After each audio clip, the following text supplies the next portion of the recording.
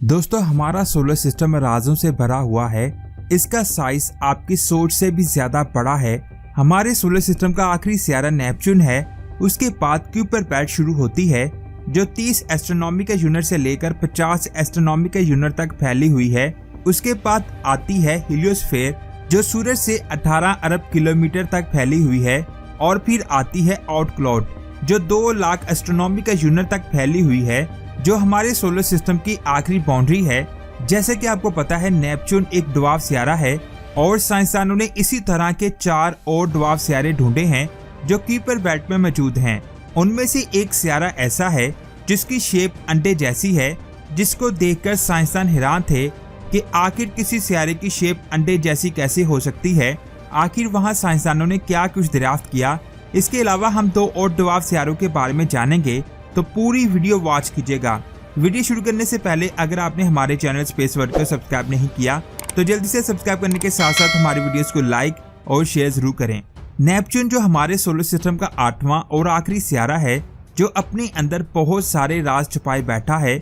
इससे आगे है प्लूटो, जिसे 2006 से पहले 9वां सियारा माना जाता था, लेकिन 2006 में इंटरनेशनल एस्ट्रोनॉमिकल यूनियन ने प्लूटो को ड्वार्फ सियारा करार दे दिया, क्योंकि एक तो ये साइज में बहुत छोटा है और दूसरा ये सूरज को बहुत ज्यादा दूरी से ऑर्बिट करता है। और इसी तरह के कई ऑब्जेक्ट क्यूपर बेल्ट में मौजूद हैं जिनका साइज प्लूटो जितना है, जो सूरज को बहुत ज्यादा दूरी से ऑर्बिट करते हैं, जिसकी वजह से प्लूटो को ड्वार्फ सियारा करार दे दिया गया। नेपच्यून हमसे 30 एस्ट्रोनॉमिकल यूनिट दूर है। नेपच्यून से आगे क्यूपर बेल्ट आती है जो 30 एस्ट्रोनॉमिकल यूनिट से लेकर 50 एस्ट्रोनॉमिकल यूनिट तक फैली हुई है। एक एस्ट्रोनॉमिकल यूनिट 15 करोड़ किलोमीटर के बराबर है। अगर एस्ट्रोनॉमिकल यूनिट को किलोमीटर में कैलकुलेट किया जाए तो क्यूपर बेल्ट का साइज 3 अरब किलोमीटर है, जो बहुत बड़ा साइज है। साइंसदानों की एक स्टडी के मुताबिक इसमें लाखों की तादाद में कॉमेट, एस्ट्रॉइड और कई दूसरे ऑब्जेक्ट मौजूद हैं। हमारे सोलर सिस्टम में 5 रॉकी सियारे, 4 गैस जॉइंट और 5 ड्वार्फ सियारे मौजूद हैं। साइंसदानों के मुताबिक क्यूपर बेल्ट में कई और ड्वार्फ सियारे भी मौजूद हो सकते हैं, लेकिन अभी तक हमें सिर्फ और सिर्फ 5 ही मिल पाए हैं, क्योंकि क्यूपर बेल्ट सूरज से बहुत ज्यादा दूर है। वहां पर सूरज की रोशनी बहुत कम पहुंच पाती है। इसी वजह से क्यूपर बेल्ट में किसी ऑब्जेक्ट को देखना बहुत ज्यादा मुश्किल होता है। लेकिन न्यू होराइजन स्पेसक्राफ्ट इस वक्त क्यूपर बेल्ट में घूम रहा है। उम्मीद है आने वाले वक्त में ये कई और सियारे ढूंढ लेगा। इन 5 ड्वार्फ सियारों में से सबसे पहले बात करते हैं होमिया की, जिसे 2004 में ढूंढा गया था। इसको आप ध्यान से देखें तो आपको इसकी शेप अंडे जैसी लगेगी। इसको हब्बल टेलीस्कोप और ग्राउंड बेस्ड टेलीस्कोप से स्टडी किया गया है और ये इस सियारे की सबसे बेहतरीन इमेज है जिसे आप स्क्रीन पर देख रहे हैं। ये जमीन की निस्बत सूरज से 43 गुना ज्यादा दूर मौजूद है। ये दूरी इतनी ज्यादा है कि सूरज की रोशनी को जमीन पर आने में 8 मिनट लगते हैं, लेकिन इस सियारे पर सूरज की रोशनी को आने में 6 घंटे लगते हैं। इसकी सबसे खास बात इसकी शेप है जो अंडे जैसी है। बाकी ड्वार्फ सियारों की शेप गोल है, लेकिन यहाँ एक सवाल आता है कि आखिर इस सियारे की शेप ऐसी क्यों है। तो ये बात आप जान लें कि ये सियारा अपने एक्सिस पर बहुत ज्यादा रफ्तार से रोटेट करता है और ये हमारे सोलर सिस्टम का सबसे तेज घूमने वाला ऑब्जेक्ट है। ये अपनी रोटेशन सिर्फ और सिर्फ 4 घंटों में कंप्लीट करता है। इतनी ज्यादा तेजी से रोटेट करने की वजह से इसकी शेप अंडे जैसी हो गई है। इसके पास एक रिंग भी मौजूद है जो बर्फीले चट्टानों से मिलकर बना है। इस वीडियो में आप इसके 2 मून्स को भी दे सकते हैं जो इसे ऑर्बिट कर रहे हैं, जिनका नाम नमका और हयाका है। लेकिन यहाँ मेरा एक सवाल है कि आखिर ये इतना फास्ट कैसे घूमता है और इसके पास ये रिंग कैसे आया। साइंसदानों के मुताबिक हो सकता है आज से अरबों साल पहले कोई बहुत बड़ी चीज इससे टकराई हो, जिसकी वजह से इसके घूमने की रफ्तार तेज हो गई और इस टक्कर से जो टुकड़े बने वो इसके गिर्द रिंग की तरह घूमने लगे। इसके बाद बात करते हैं माके की। ड्वार्फ सियारे की लिस्ट में प्लूटो सबसे ज्यादा चमकीला है और माके दूसरा सबसे ज्यादा रोशन ऑब्जेक्ट है। इसे 2005 में डिस्कवर किया गया था। इसके साथ ही साइंसदानों ने एक और ड्वार्फ सियारे को ढूंढा था जिसका नाम एरिस था। माके को 2005 FY9 नाम से भी जाना जाता है। माके प्लूटो के बाद सबसे ज्यादा चमकने वाला ऑब्जेक्ट है। दिसंबर 2015 में ये ड्वार्फ सियारा हमारे सूरज से बाकी सियारों की निस्बत सबसे ज्यादा दूरी पर मौजूद था और ये दूरी 52.4 एस्ट्रोनॉमिकल यूनिट थी। ये बात आप जान लें कि इस सियारे का ऑर्बिट 29 डिग्री तक झुका हुआ है और ये सूरज के गिर्द अपना एक चक्कर 310 सालों में कंप्लीट करता है। ये अपनी एक रोटेशन 7 घंटों में कंप्लीट करता है। इसका डायमीटर 1480 किलोमीटर है और ये चौथा सबसे बड़ा ड्वार्फ सियारा है।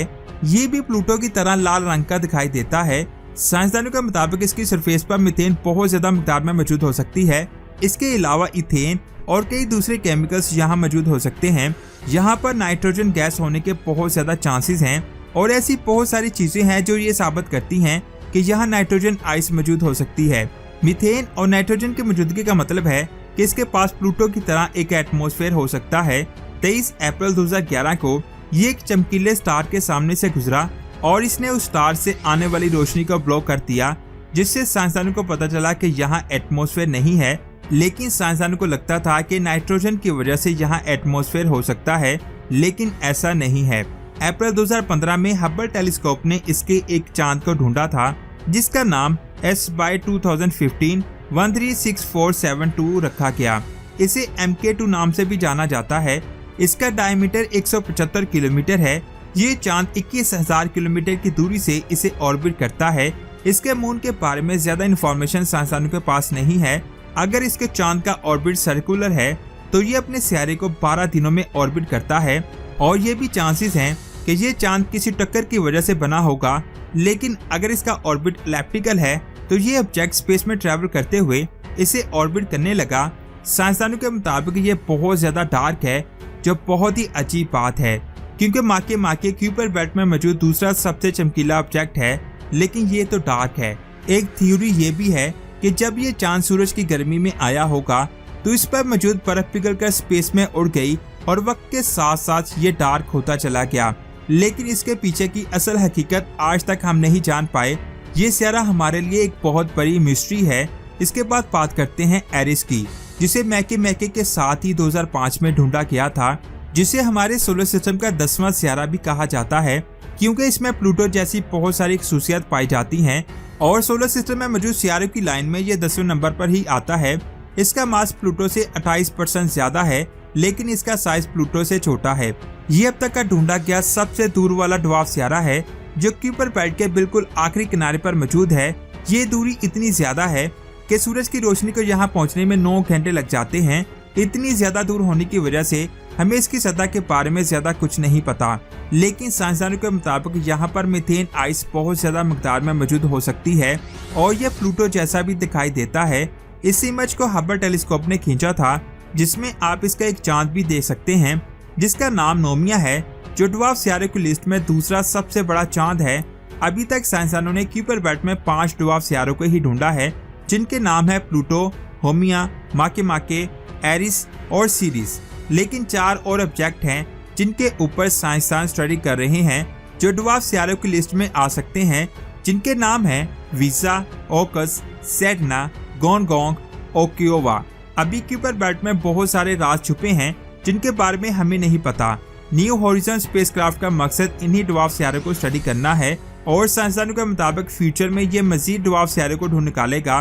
तो दोस्तों, आज की ये अमेजिंग वीडियो आपको कैसी लगी नीचे कमेंट्स करके जरूर बताएं।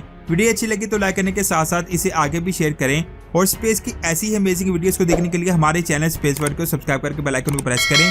अपना बहुत सारा ख्याल रखें। अल्लाह हाफिज।